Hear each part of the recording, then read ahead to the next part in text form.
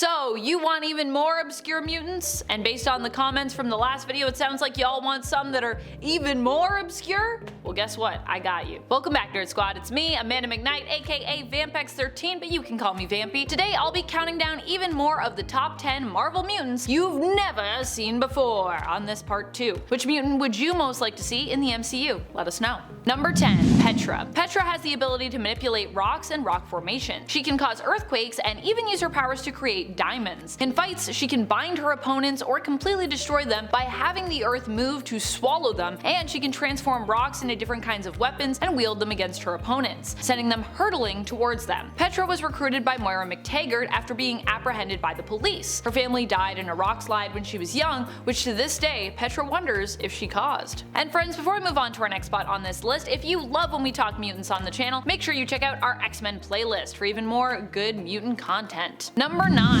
Nanny. While insane, Nanny was also once a scientist, and actually remains quite intelligent. She outfitted Orphan Maker with weapons and a powerful suit to help her in her task. She's basically super obsessed with finding mutants that are kids and taking care of them. Nanny herself is a low-level telepath who often uses pixie dust in battle to help influence and control the minds of her opponents. She herself has a suit that is small and egg-shaped, which contains her form, and it has been suggested that she might not be able to survive without it, or at the very least she just might have like a mental breakdown if she is forcibly removed from her suit. She's very attached to it. Which honestly is pretty similar to how Peter, her charge Orphan Maker, tends to feel about his own suit, which actually does help to contain his unbelievably destructive powers, but more on that in a bit. Nanny made her own suit, I believe, and it also comes equipped with weapons, flight capabilities, teleportation, and the ability to generate its own repulsor field to push back enemies. Number 8. Orphan Maker. Orphan Maker still remains a relatively mysterious character, and is also one who proves to be a force to be reckoned with in combat. Orphan Maker is also known as Peter, and was part of a plot of Mr. Sinister's originally. However, when Sinister decided that Peter could not be controlled, he just decided to eliminate him. Nanny, however, was not for that. An insane cyborg lady, she decided to save him, believing it was her responsibility to look after orphan mutant children and protect them. Nanny outfitted Orphan Maker with weapons and a powerful suit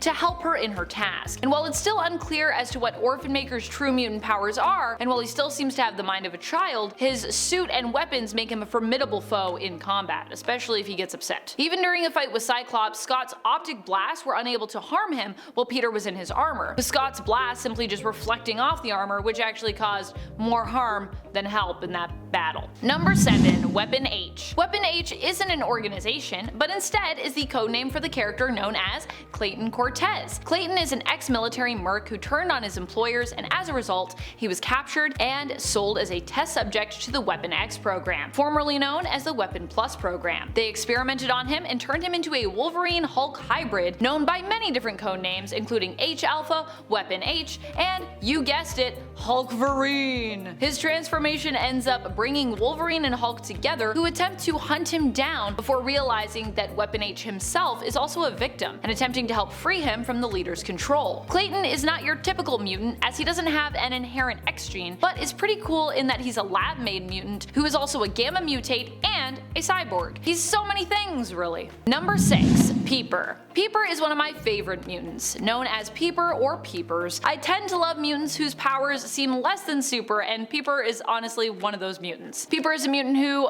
honestly, all the other mutant stars that he's interacted with recently have been super sweet to, and I appreciate that. I love to see it. Peeper's powers have to do with his physical mutation, which is that he has enlarged eyes. With his eyes, he can see things that others can't, possessing different forms of sight. Recently, Peeper was using his powers to help out his fellow teammates as a member of Swords the Six, although he was not part of the main Six team, as he's not a teleporter, and the main Six of the Six or rather were a teleportation team. Instead, he worked with Sword to help expand the areas of mutant technology. Number 5. Tag. Tag is definitely one of the weirdest mutants out there when it comes to his abilities. Let me tell you about it. He is Brian Cruz, a mutant whose powers allow him to tag someone psionically, inciting a telepathic urge to either run away or run towards that person. Basically, he is the childhood game Tag personified. If you took the game tag from your childhood and you made said game a person who had mutant abilities in Marvel Comics,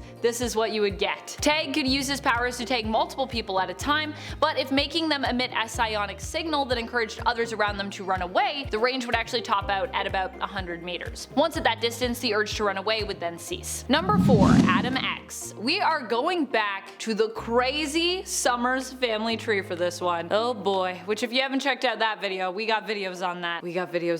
Oh my gosh.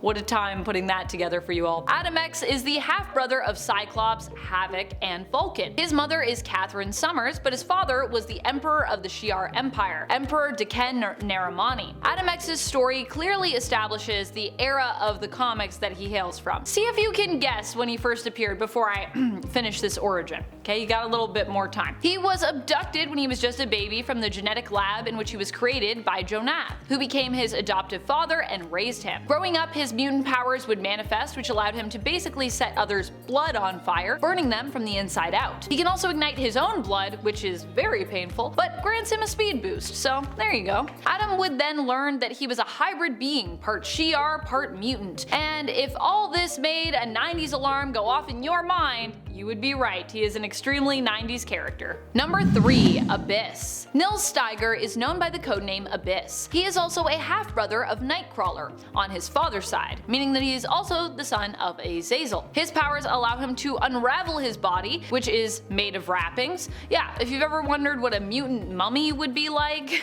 this is pretty much it. He can use his wrappings to defend himself and attack with, and when wrapped up, his body is made more durable by them. Like his half-brother, he also shares a link to the Brimstone dimension. In the center of his chest, underneath his wrappings, is a dark void that when revealed acts like a black hole and can be used to basically suck in enemies, transporting and trapping them in the Brimstone dimension for as long as Abyss wants them to be trapped. Number 2. Sway. I love Sway. Her powers are so cool and her origin is so tragic, just like Petra, and they were around at the same time. Sway's powers manifested when she was just a teenager. While visiting New York City in preparation for college, Suzanne's parents and herself ended up in the wrong place at the wrong time, and they were gunned down during an attack that was part of a gang war. While Suzanne's parents were killed, she miraculously survived due to the manifestation of her powers, which allowed her to manipulate the flow of time. She had instinctively stopped the bullets that would have hit her in mid-air, but she didn't have the experience or understanding required to do so for her parents, tragically. Sway's powers allow her to control and manipulate time in her nearby vicinity. She can also rewind the temporal memory of a location, allowing her to review past events, which I think is a super useful and super cool power, to be honest. Number 1. Ice Cream. I can't believe that Ice Cream recently actually made a new appearance in the comics. For years, he was one of the few mutants I knew of that had only ever had one singular appearance. He recently turned up again earlier this year after years of being absent, appearing in X-Men Before the Fall, Mutants First Strike issue number 1. Ice Cream initially appeared in a bizarre series called Obnoxio the Clown, which I believe itself only had, I think, 1 issue. Here Ice Cream is a villain who uses his abilities and mutant power to turn himself into ice cream to infiltrate the X-Mansion, planning to put an end to the super team because their abilities made him feel ridiculous by comparison. Honestly, sounds about right. Though how he'd expected to accomplish this with his power set being so ridiculous, I do not know. He doesn't succeed in that issue, needless to say. That's about it. Until next time, you stay nerdy, YouTube.